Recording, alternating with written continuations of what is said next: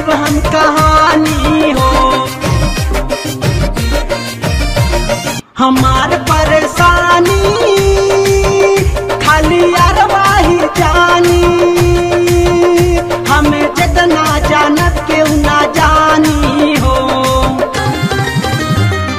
शादी नहीं करब हम भतारे बही बड़े नरम,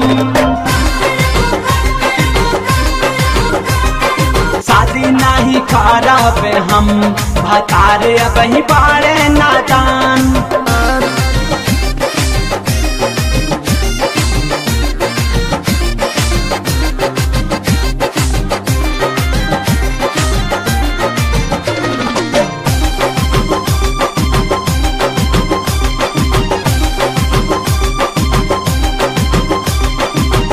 लेके भागल नयरवा जेकर लाली सहारवा, कहीं भाग चला लेके घरवा हो।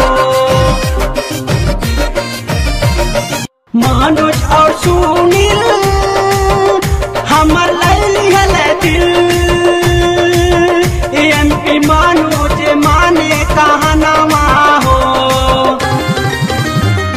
ससुरा में जाइब नहीं हम भतारे बही बड़े नरम,